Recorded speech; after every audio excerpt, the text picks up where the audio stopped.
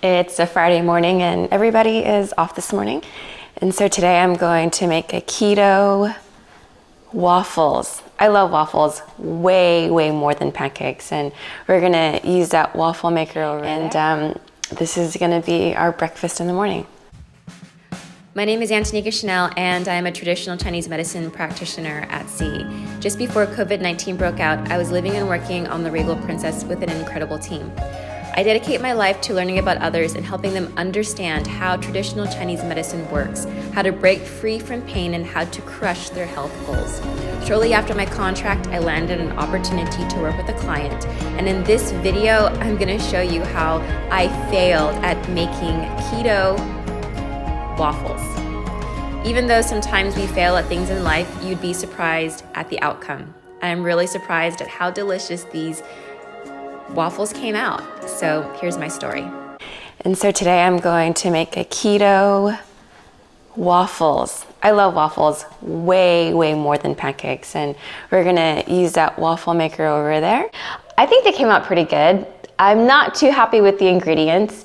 I went to this Pinterest page and looked up ingredients for a keto waffle recipe, and I found quite a few. There's quite a few out there. And in fact, I always use Pinterest for almost all of my recipes. So Pinterest is really helpful, but it just annoys me so much that there's so many advertisements and you have to scroll down to like half the blog just to get to the ingredients. By the way, I totally made a paleo recipe and not a keto recipe. That's probably why I was disappointed. Now, no offense to people who are on paleo diets, because I know paleo diets are really good diets. But we were supposed to be doing keto, and I'm so annoyed that I didn't actually follow the right recipe. I didn't even find the right recipe.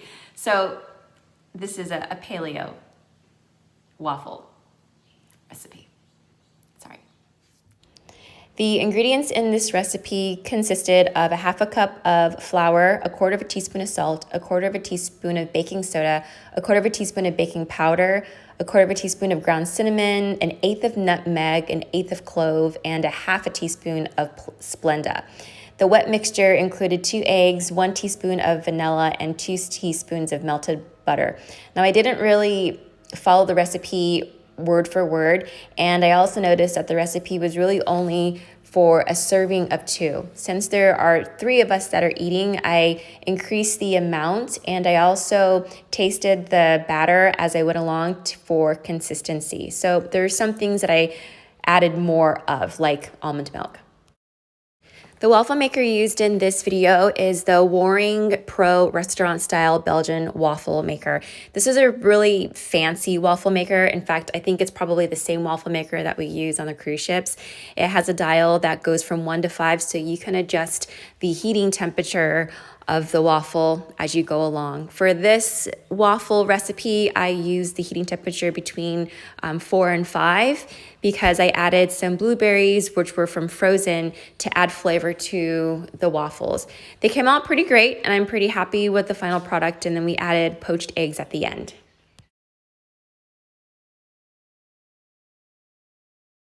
I would recommend that if you're going to make this recipe, you would make the recipe with a little bit of honey or maybe a little bit more Splenda or some type of sweetener.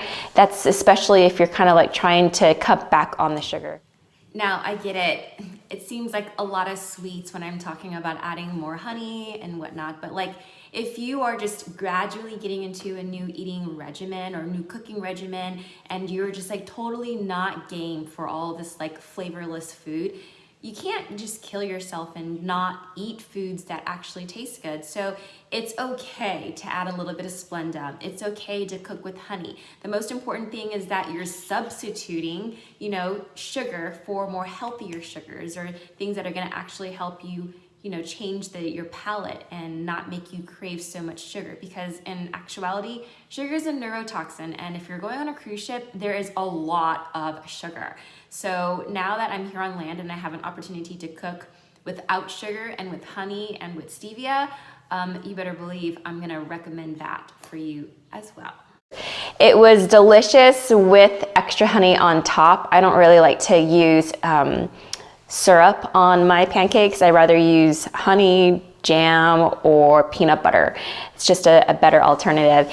My clients, they seem to like it. I don't think one of my clients is kind of like over it, and she's just not really interested in eating all these healthy foods, and she just wants like normal food. But like, really, what is normal food? Normal food's like healthy food, right? It's just sometimes if we're not used to eating all these like different types of foods, our taste buds are gonna be like not happy.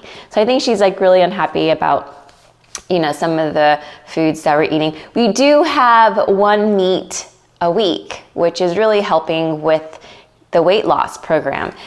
And what's also really helping is the juicing. So normally for breakfast, we make sweet potato, eggs, and we have fruit. And that's like a really good paleo breakfast. And my client loves making it. I taught her how to make it in a couple of weekends, and now she's like dominating that type of breakfast. So the next breakfast that I want to share with them and show them how to make are breakfast tacos using Beyond sausage meat, which is so good. If you want to check out the recipe that I tried, I'm gonna leave it here for you in the description so you can take another look.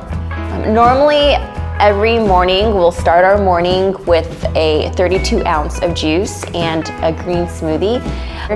Normally when I make my green smoothies in the morning, I make them with a bunch of vegetables and fruit. And what I mean by vegetables, I mean kale, spinach, cucumber, or 5 vegetables and 3 pieces of fruit. This is crazy. So yeah, that's what I would normally do. I would use protein powder on a ship when I am on a 7-month-long contract, purely because, you know, when I'm on a ship, I don't have time to eat breakfast on a sea day. And there's 2 sea days in a week. And so I want to hurry up and get something in my system so I can just like start the day running. So that's when I would consider using protein powder, and I would buy like milk, almond milk, and keep it in my cabin and use a shaker and just shake it up. So that's like a quick way for me to just get breakfast in the morning.